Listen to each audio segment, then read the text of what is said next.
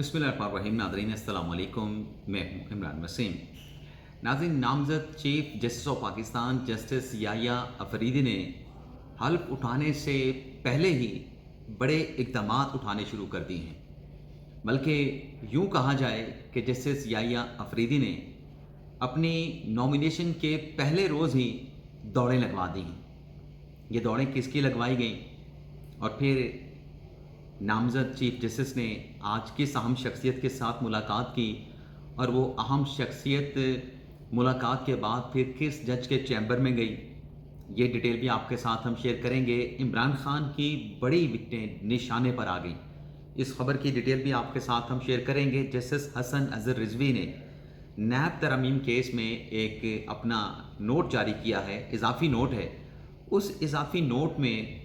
जो observation justice Hasan Rizvi साहब ने लिखी हैं, उससे जो मेरा अंदाज़ा है कि जो टारगेट हैं वो चीफ जस्टिस काजी फ़ाइज़ ईसा हैं। तो ये क्या मामला है, इसकी डिटेल भी आपके साथ हम शेयर करेंगे। लेकिन प्रोग्राम का आगाज़ करने से पहले आप नाज़रीन से चैनल सब्सक्रिप्शन की दरख्वास्त करेंगे कि जिन दोस्तों की जानिब से अभी तक हमारे चैनल को सब्सक्राइब नहीं किया गया, उनसे दरख्वास्त होगी कि चैनल को सब्सक्राइब कर लें, बेल आइकॉन का बटन प्रेस करें। वीडियो अगर आप देखने वालों को पसंद आए तो इसे लाइक भी करें और शेयर भी करें। नाज़रीन, पार्लिमानी कमेटी की जानिब से जस्टिस याह्या अफरीदी साहब के नाम का इंतखाब किया गया और फिर उनका नोटिफिकेशन सदर पाकिस्तान और फिर वज़ारत कानून की जानिब से जारी भी कर दिया गया कि वो 3 साल तक जो है चीफ जस्टिस ऑफ पाकिस्तान होंगे, चीफ जस्टिस सुप्रीम कोर्ट होंगे। अब इस तैनाती के ऊपर कुछ वाइब्स आपको सुन रही होंगी कि हम इस तैनाती को नहीं मानते कि जस्टिस याह्या अफरीदी साहब जो हैं वो 30वें चीफ जस्टिस का 26 अक्टूबर को हल्फ उठाएं।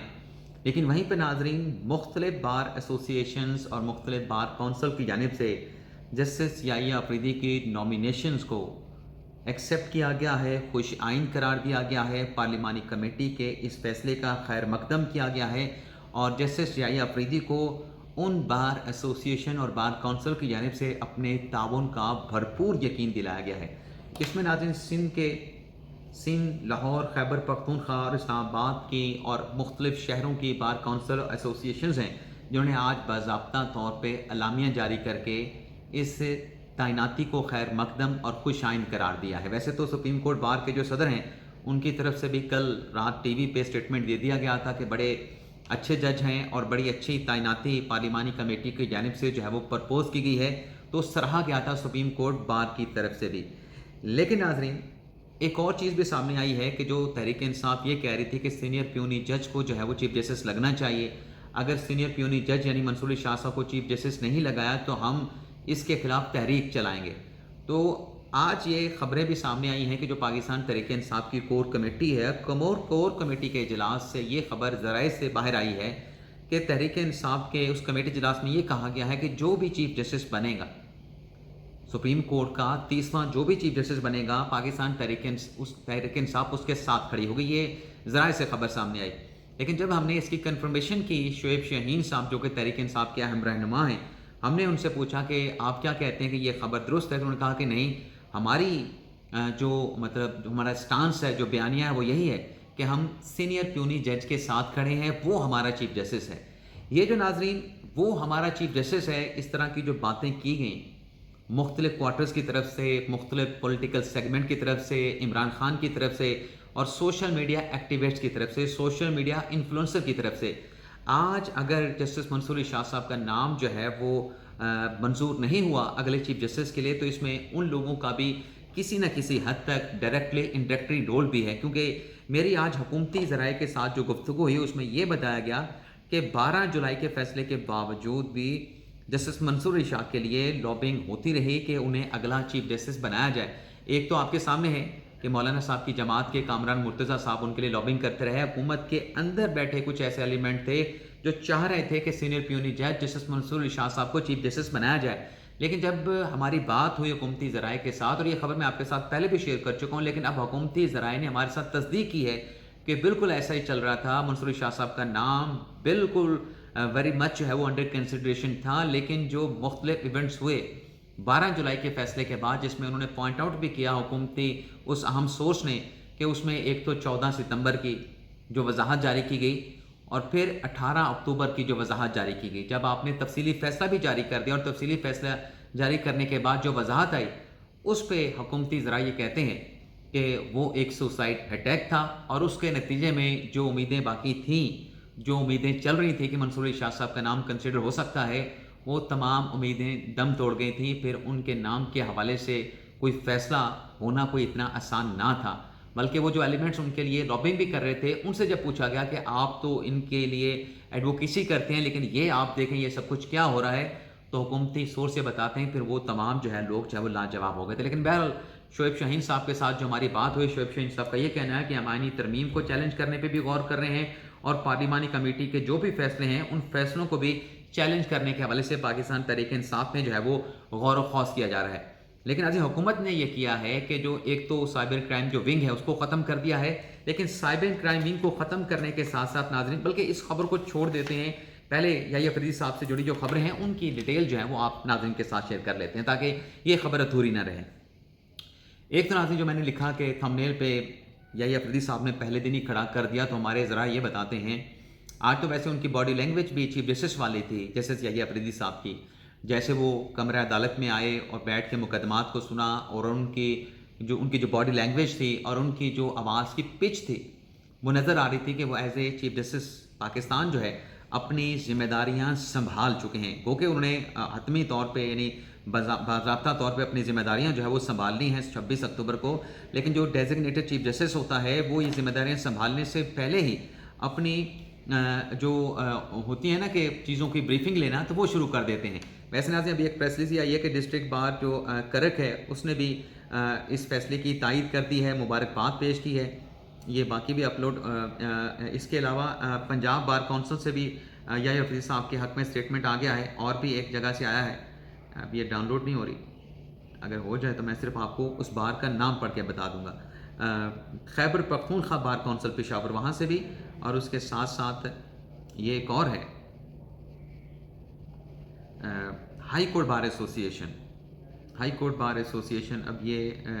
ڈیرہ اسماعیل خان سے، تو ان کے حق میں ان کی اس نامینیشن کے اوپر خیر مقدم اور اس فیصلے کو کوئی شائن جو ہے وہ قرار دیا جا رہا ہے۔ اب آج یحییٰ فریدی صاحب نے آ کے جو کھڑا کیا ہے، جو پہلا فیصلہ لیا ہے وہ یہ ہے کہ جتنے بھی مختلف ونگز ہیں سپریم کورٹ کے، چاہے وہ ایڈمنسٹریٹو ونگ ہے، چاہے وہ فائنانس ونگ ہے، چاہے وہ جوڈیشل ونگ ہے، اور جوڈیشل ونگ میں جو کرمنل ونگ ہے، جو سول ونگ ہے، سول 1 ہے، سول 2 ہے، امپلیمنٹیشن برانچ ہے، تمام جو متعلقہ برانچز ہیں ان کے سربراہان کو بلایا ہے، ان سے ابتدائی طور پہ بریفنگ لی گئی ہے، اور بریفنگ لینے کے بعد ان تمام متعلقہ برانچز کے سربراہان کو، اچھا وہ آئی ٹی برانچ بھی ہے جو سپریم کورٹ کی ویب سائٹ اور باقی سپریم کورٹ کے آن لائن جو چیزیں ہوتی ہیں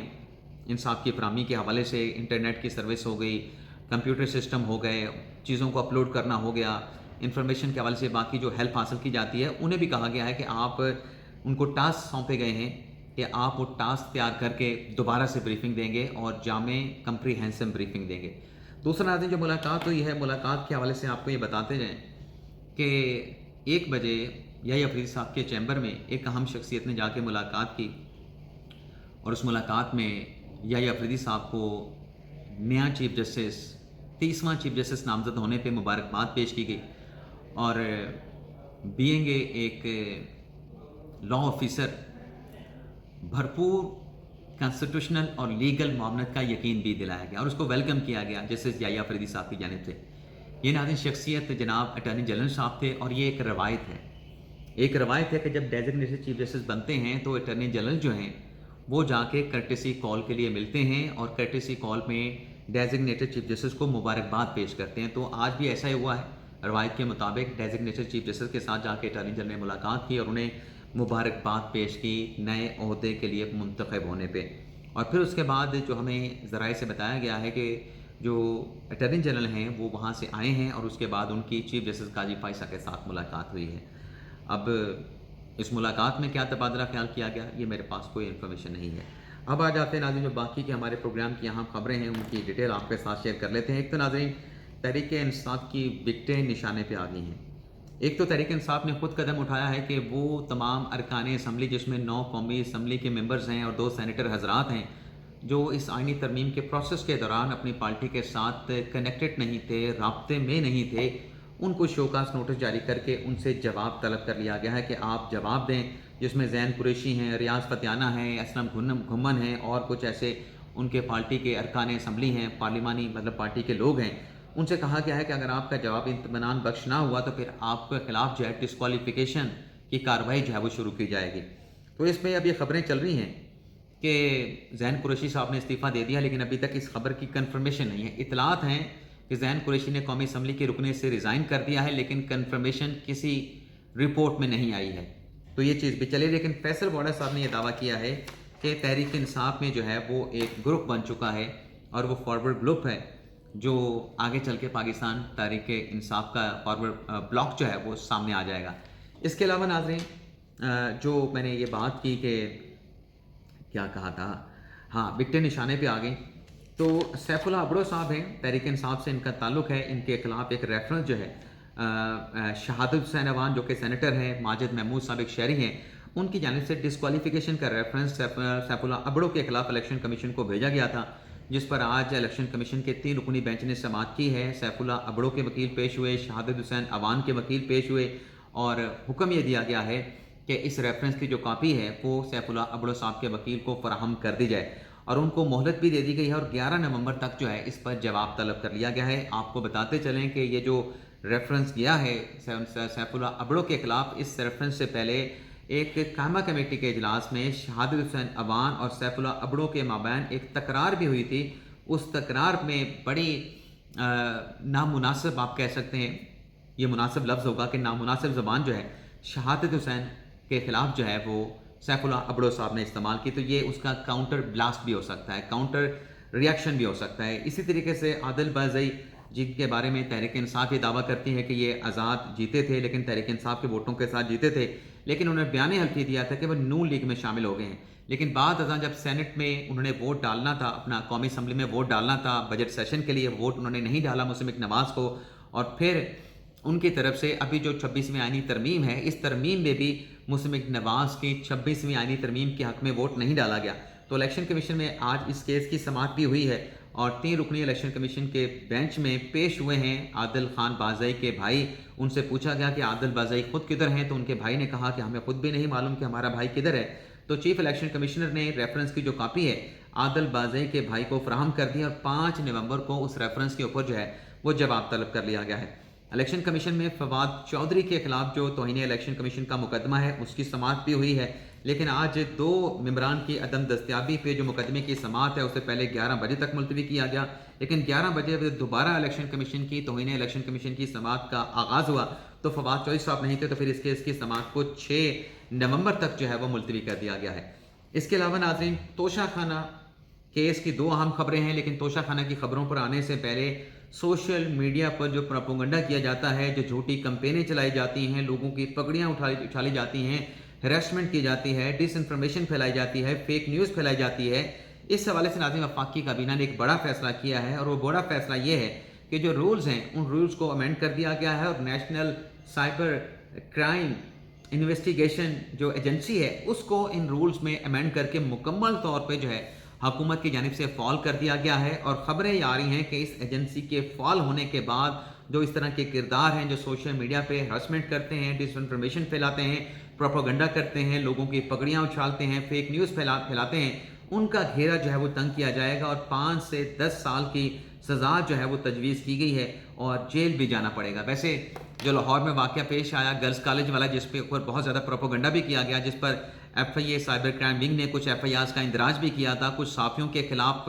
بھی مقدمات کا اندراج ہوا تھا، ان کے نام سامنے آئے تھے، کچھ لوگوں کو کراچی سے بھی خواتین کو گرفتار کیا گیا تھا، جس میں ایک وہ خاتون بھی تھی جس میں وہ دعویٰ کر رہی تھی کہ جس بچی کے ساتھ زیادتی ہوئی ہے وہ میری بیٹی تھی، آپ اس ویڈیو کو پھیلا دیں جنگل میں آگ کی طرح، اس خاتون کو بھی گرفتار کر لیا گیا ہے۔ تو یہ سوشل میڈیا کو جو اپنے پروپیگنڈے کے لیے استعمال کرنے والے ہیں ان کا گھیرا جو ہے کابینہ کی جانب سے رولز میں ترمیم کے بعد، منظوری کے بعد جو ہے ان کا گھیرا بھی تنگ ہونے جا رہا ہے۔ توشہ خانہ کیس کی اگر ہم بات کریں تو آج توشہ خانہ کیس میں عمران خان اور بشریٰ بی بی سبب فرد جرم لگنا تھی، لیکن چونکہ آج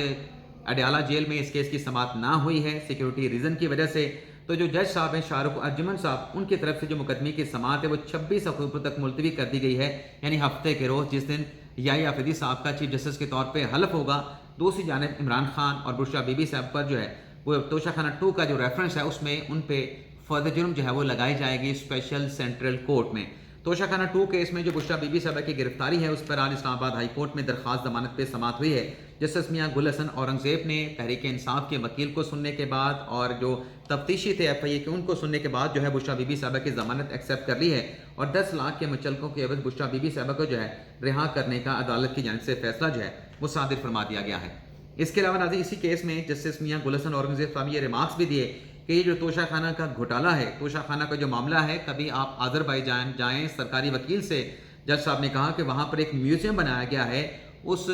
آذربائیجان کے میوزیم میں جو انہیں مختلف ممالک کے صدور یا سربراہان کی جانب سے تحفے دیے گئے ہیں، تحائف دیے گئے ہیں، ان تحائف کو اس میوزیم میں رکھا گیا ہے۔ اس میوزیم میں یاسر عرفات کی تصویر بھی ہے، اس میوزیم میں محترمہ بینظیر بھٹو کی تصویر بھی ہے۔ تو یہاں پاکستان میں بھی ایسا ایک میکنزم، ایسا کوئی میوزیم ہونا چاہیے کہ جو غیر ملکی ممالک سے، جو دوسرے ممالک سے ہمارے ملک کے لوگوں کو تحائف ملتے ہیں، ان کو وہاں پہ رکھا جائے، اس میوزیم میں رکھا جائے۔ یہ تجویز ناظرین جسٹس میاں گل حسن اورنگزیب صاحب کی نئی نہیں ہے۔ اس سے پہلے بھی جب عمران خان صاحب کا توشہ خانہ کا مقدمہ اٹھا تھا 2021 میں، تب بھی میاں گل حسن اورنگزیب صاحب نے یہی تجویز دی تھی کہ میوزیم بنا کے ایسے جو تحائف ہیں انہیں اس میوزیم میں رکھا جانا چاہیے تاکہ لوگ اس میوزیم میں جائیں اور ان تحائف کو دیکھیں کہ کس ملک کے سربراہ نے ہمارے ملک کے کس وزیر اعظم، کس صدر کو کون سا تحفہ دیا ہے۔ اس کے علاوہ عمران خان صاحب سے ملاقات نہیں کروائی جاتی۔ اس سلسلے میں جو توہین عدالت کی درخواست اسلام آباد ہائی کورٹ میں دائر کی تھی، آج جسٹس صدار اعجاز اسحاق خان صاحب نے اس کیس کی سماعت کی ہے اور سماعت کرنے کے بعد عدالت نے جو سپرنٹینڈنٹ ہے اڈیالہ جیل کے، انہیں نوٹس کر کے کل ان سے جواب طلب کر لیا ہے۔ اس کیس میں تحریک انصاف کی طرف سے سلمان اکرم راجہ پیش ہوئے اور ان کی طرف سے یہ کہا گیا کہ عمران خان صاحب کے ساتھ عدالتی حکم کے باوجود ملاقات نہیں کروائی جا رہی ہے۔ تو یہ تھا ناظرین آج کا ہمارا ویلاگ۔ آپ سے اجازت چاہتے ہیں، اللہ تعالیٰ ہم سب کا حامی ناصر ہو۔ اپنی دعا میں یاد رکھیے گا۔ اللہ حافظ۔